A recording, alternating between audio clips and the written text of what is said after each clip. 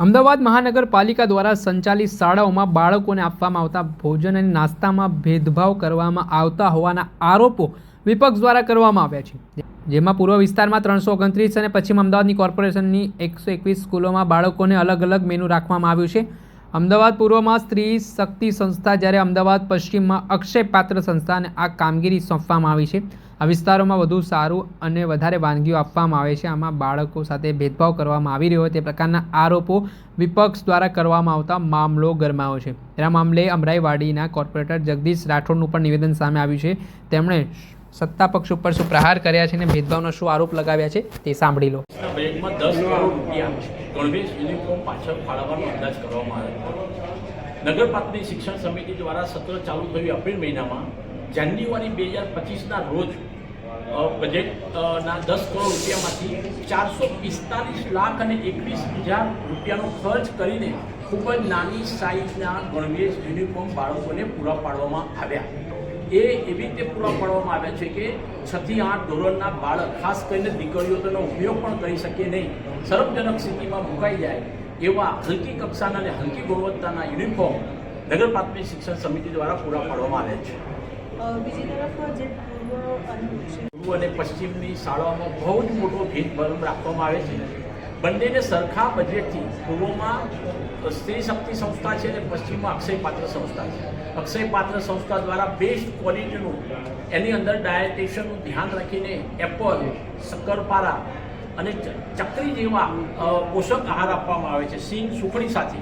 જ્યારે પૂર્વમાં સ્ત્રી શક્તિ સંસ્થા દ્વારા છેલ્લા 2006થી શરૂ કરીને અત્યાર સુધી એકદમ હલકી ગુણવત્તાનું, જેને કહેવાય બાળકો એ જમી પણ નથી શકતા, એના થેપલા નથી ખાઈ શકતા, એની સિંગ નથી ખાઈ શકતા કે એના ચણા નથી ખાઈ શકતા, સરખું બજેટ આપીને પણ પૂર્વ અને પશ્ચિમના શિક્ષણમાં તો ભેદ રાખે છે, પરંતુ પૂર્વ અને પશ્ચિમના બાળકોને પોષણ આહારમાં પણ ભારતીય જનતા પાર્ટી દ્વારા કૌભાંડ કરીને ભેદ રાખવામાં આવે છે.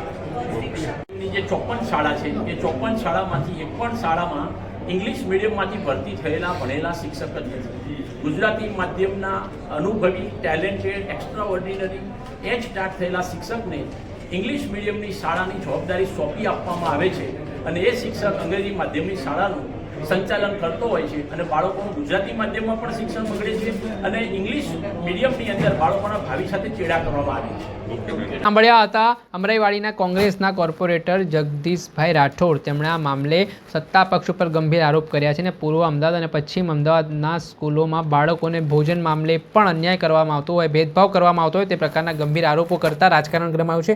ત્યારે આ બાબતે ઘટનાના સંદર્ભમાં જે વાત કરીએ તો આમ સોમવારે વેજ પુલાવ, મિક્સ કઠોળ, સિંગની સુખડી, મંગળવારે રોટલી, મિક્સ શાક, પાપડ, સિંગ ચણા સુખડી, ગુરુવારે રાઈસ, દાળ, ઢોકળી, સુખડી, સિંગ ચણા, શુક્રવારે થેપલા ચણા અથવા ચણાની દાળનું શાક, તલની સુખડી, શનિવારે વેજ ખીચડી, મિક્સ કઠોળ, પાપડ, સિંગ ચણા. ત્યારે પશ્ચિમ અમદાવાદની સ્કૂલોની વાત કરીએ તો સોમવારે જીરા પુલાવ, દાળ, ઢોકળી, થેપલા, રોસ્ટેડ ચણા સુખડી, મંગળવારે જીરા પુલાવ, મિક્સ શાક, થેપલા, રોસ્ટેડ મસાલા સિંગ, સિંગ ચણા, બુધવારે વેજ પુલાવ, મિક્સ શાક, રોટલી, ચકરી, નમક પારા, ચૂરમો, સુખડી, ગુરુવારે રાઈસ, દાળ ફ્રાય, થેપલા, સુખડી, રોસ્ટેડ ચણા, શુક્રવારે વેજ ખીચડી, મિક્સ દાળ, ચકરી અથવા સફરજન સહિતની બાબતોને લઈને જે હાલ પૂર્વ અમદાવાદ અને પશ્ચિમ અમદાવાદમાં અન્યાય કરવામાં આવતો હોય ભોજન આપવામાં, તે પ્રકારના આરોપો હાલ અમરાઈવાડીના કોંગ્રેસના કોર્પોરેટરે લગાવ્યા છે. વિપક્ષના આરોપ સામે સત્તા પક્ષના સ્ટેન્ડિંગ કમિટીના ચેરમેન દેવાંગ દાણીએ પણ આ મામલે પોતાની પ્રતિક્રિયા આપી હતી અને જે રીતે વિપક્ષ દ્વારા આરોપ કરવામાં આવી રહ્યા છે પૂર્વ અમદાવાદ અને પશ્ચિમ અમદાવાદના શિક્ષણમાં ભોજન અપાતાને લઈને તેમણે આ વાત ફગાવી છે અને પૂર્વ અમદાવાદ અને પશ્ચિમ અમદાવાદમાં ક્યારેક કોર્પોરેશન ભેદભાવ રાખતી નથી તે પ્રકારની સ્પષ્ટતા કરતા શું કહી રહ્યા છે દેવાંગ દાણી તે સાંભળી લો.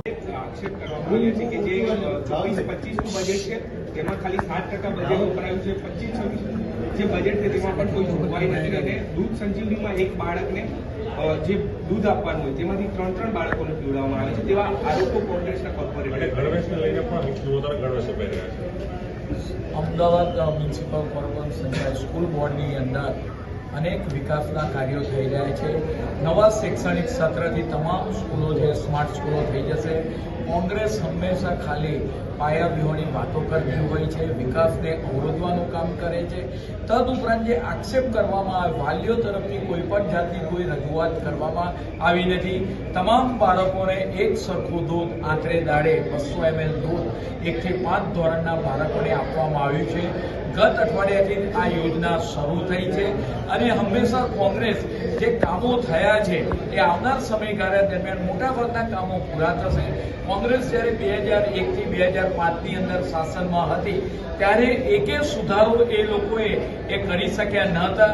હંમેશા આક્ષેપ કરવાનું કામ કોંગ્રેસ દ્વારા થતું હોય છે, પરંતુ આમ જનતાનો અમને સતત આપણે વાત સાથ મળતો રહે છે. હમણાં જ ઘાટલોડિયાને બાય ઇલેક્શન થયું ત્યારે કોંગ્રેસ પોતાની ડિપોઝિટ પણ બચાવી શકતી નથી.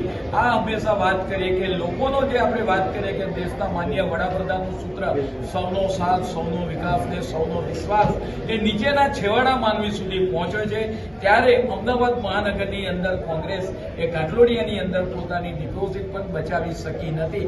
તમામ વિકાસના જે ફર છે એ નીચેના આમ આદમી સુધી, લોકો સુધી આ તમામ ફર પહોંચેલા છે. એટલે આજે તમામ કોંગ્રેસના આક્ષેપો જે આરોપ લગાવ્યા છે તેને હું ફગાવું છું. જેનો સાહેબ 10% પણ બજેટ વપરાતું નથી બાળકો માટે, એ બાબતે શું કહેશો? કારણ કે સામાન્ય રીતે બજેટના 90% જે 89% છે પગાર અને એફ્ટરલીફ ખાતે થતું હોય છે અને 8 થી 9% એ બાળકોના ડેવલપમેન્ટ માટે વિકાસમાં વપરાતા હોય છે.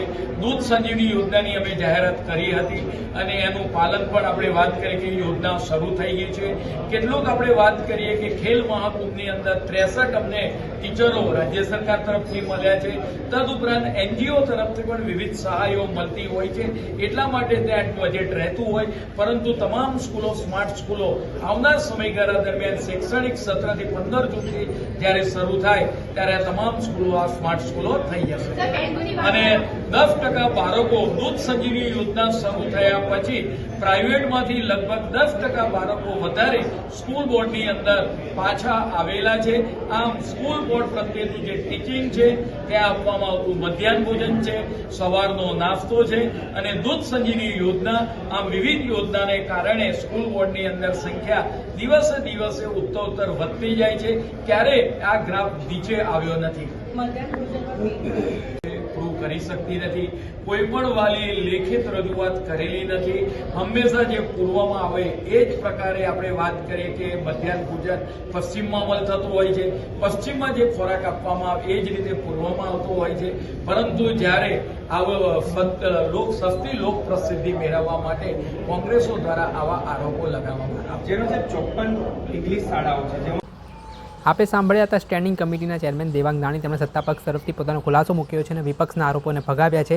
અને જે રીતે પૂર્વ અમદાવાદમાં કે પશ્ચિમ અમદાવાદમાં વસ્તુઓ મળે છે તે પૂર્વ અમદાવાદમાં પણ પ્રાથમિક શિક્ષણ વિભાગ દ્વારા વસ્તુ આપવામાં આવે છે તે પ્રકારની વાતનો ઉલ્લેખ કર્યો છે. દર્શક મિત્રો, એન કવરેજ ન્યૂઝને આપ લાઇક કરી લો, સબસ્ક્રાઇબ કરી લો અને શેર કરવાનું ભૂલતા નહીં.